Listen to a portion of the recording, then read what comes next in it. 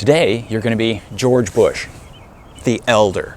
When he was president, from 1989 to 1993, he was simply known as George Bush. There was no other George Bush on the American political scene. After his son, George W. Bush, would become president, then retroactively, the elder George Bush was often called George H.W. Bush to distinguish him from George W. Bush. Within the Bush family, they just called each other 41 and 43. The elder George Bush, the father, was the 41st president. The younger George Bush, the son, was the 43rd president. But you're the George Bush, and in 1990 you're known as George Bush. You're known as President of the United States. And you have a big decision to make. You were vice president under Ronald Reagan for 8 years, from 1981 to 1989. And you admired a lot of things that Ronald Reagan did. You liked the way that he began to shrink the size of government, or at least shrink the growth rate of government. You liked the way he dealt with the Soviet Union, taking a firm stand in the Cold War. In fact, in your own presidency, you're in the middle of bringing the Cold War to, you hope, a peaceful end, building on the things that Ronald Reagan did. But that's not the issue before you today. The issue before you today is, well, another leftover from the Reagan administration. Reagan preached the gospel of smaller government, by which he meant lower spending, lower taxes. He was able to lower taxes, but he didn't succeed in lowering spending, with the result that during the 1980s, the American budget deficit grew to historic proportions. The deficit, the difference between what the government takes in and what it spends. If it takes in less than it spends, that's a deficit. If it takes in more than it spends, that's a surplus. Now, you, George Bush, are a traditional fiscal conservative. You believe that the government must balance its books. You believe that if the government runs deficits year after year, this will have negative consequences for the American economy.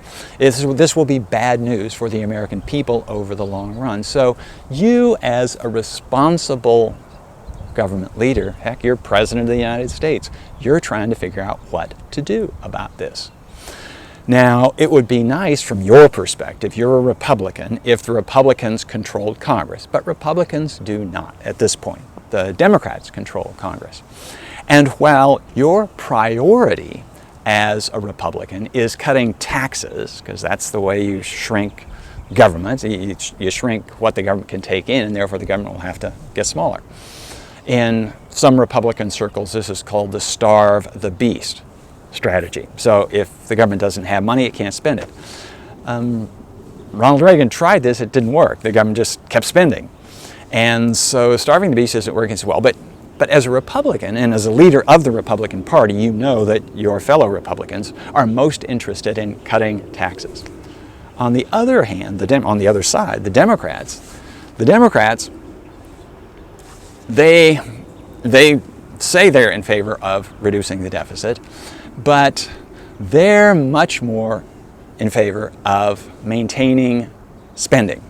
So because most of their constituents, a lot of their constituents rely on government spending. So if it were entirely up to you as a Republican, you would shrink government by cutting taxes and cutting spending. If it were entirely up to the Democrats, they would preserve spending even at the cost of preserving taxes. So your president, a Republican, they're the Democrats, they control Congress. And negotiations begin. And the negotiations basically look like this. You, as a Republican leader, you want to see tax cuts, or at least no tax increases. In fact, it's come to that. Taxes have been cut during the 1980s. So as a fiscal conservative, you think, okay, well, maybe we need to raise taxes. Maybe they were cut too much during the 1980s. So this is really what it's come down to, because the Democrats aren't going to give you any more tax cuts. So the question is, you want to balance the budget, or at least reduce the deficit, put the budget back on track to be balanced over time. So how is this going to happen? You would like the Democrats to agree to spending cuts. The deficit is the difference between spending and taxes. So spending's up here, taxes are down here. You're going to agree, maybe agree to raise taxes if they'll agree to cut spending. And then things will come into balance at that level. So this is where they are. you're a realistic person. You know each side's going to have to give something. So the Republicans, they're going to agree to raise taxes, and the Democrats are going to agree to cut spending. This is the proposal. And it looks pretty good to you. You're a reasonable guy. You don't expect to get everything you want in life or as president, but you have a problem. And the problem is, it's something that you said when you accepted the Republican nomination for president in 1988. It was at the Republican National Convention. And you were being criticized. You had been criticized through the primary process as being not staunch enough in opposition to tax increases. In fact, you knew perfectly well that Ronald Reagan got credit for being the tax cutter. And in fact, there were two big whacks in the first Reagan administration where the taxes came down and down. But even Reagan himself was enough of a pragmatist to realize that, okay, maybe we cut them too much in certain areas, and he allowed some tax increases.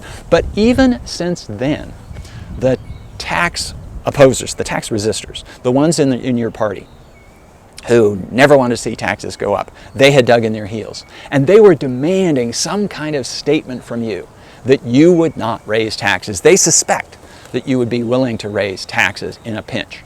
And they really want to get you on record as saying, no, there aren't going to be any taxes. So you decide, okay, I've got to rev up these people. These are the Republican base. I got to rev them up to go out and help me win the election in 1988. And so you come up with the help of your speechwriters, you come up with this speech for the national conventions. This is your big coming out speech as presidential nominee. And you talk about in your speech, you avow your opposition to increased taxes. And the way you put it is, and those Democrats, they will come out and they will say, we got to raise the taxes, we got to raise taxes. And you will say, no, no. And they will come back at you and they will say, we got to raise taxes, we got to raise taxes.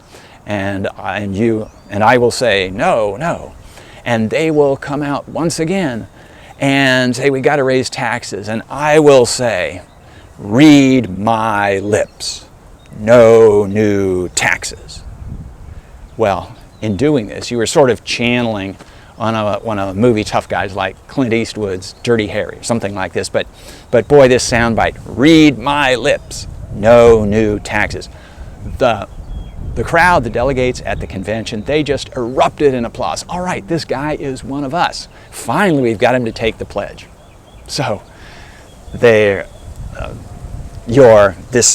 soundbite has been played again and again and again.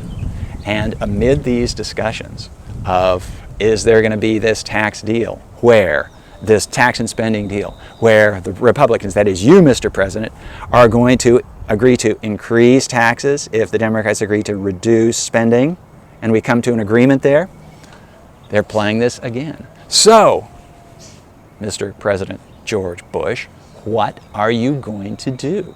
Are you going to accept the deal which looks perfectly reasonable? And once again, you're a pragmatist. And you know that in politics you don't get everything that you want. You have to make bargains with the other side. But you know that if you do agree to a tax increase, boy, having said, read my lips, no new taxes, members of your own party are going to come after you. Conservative, anti-taxers, and the Republicans are going to come after you. You might be challenged for renomination in 1992. And the Democrats, of course, the ones who don't like you, I mean, some of them will say this was a statesman-like thing, Mr. President, but a lot of Democrats, oh my God, the late-night talk show hosts, they're going to have great fun mocking you with this. You know, they play the clip of read my lips, no new taxes, and all of a sudden, yeah, here are these new taxes. So, George Bush, what are you going to do? Well, here's what you do. You take the deal. You agree that the Democrats are going to lower spending, the Republicans, the administration, are going to raise taxes, and things are going to come into balance. That is what you do. And you take the hit. You're just, okay, I'm going to be criticized. That's the way it goes. In public life, you can't expect not to be criticized. But you think you've done the right thing. So, Mr. President, let's see how this thing plays out. This is what you did. You think it was the principled thing to do. To, well, what? Go back on your word. Yeah, but conditions have changed. Okay, so this is what you do. And how did it work out? Well, in fact, you did get challenged for renomination by the Republicans, and it weakened you to the extent, well, other things were involved. There was a recession, but it weakened you sufficiently that you did not get reelected in 1992. And from the standpoint of presidential history, that means you will never be considered a great president. The great presidents in American history are the ones who get reelected. So you didn't get reelected, you'll never be considered a great president. So this is what happened. What else happened? Oh, well, another thing that happened is, that budget deal, the one that brought into this, in fact, it led to a balancing of the federal budget for the first time in decades by the late 1990s. And of course, you're not in office anymore. You don't get credit for it. Well, the people who understood what was going on gave you credit for it, but it was a Democratic president, Bill Clinton, who was president at the time, so he took credit for this, and well, that's the way it goes. So what lesson do you draw from this? Well, you're a decent guy. You are somebody who made a career as a public servant, and you said, okay, well, sometimes you have to do the right thing, even if it's not popular, even if it costs you politically, and that's what happened here.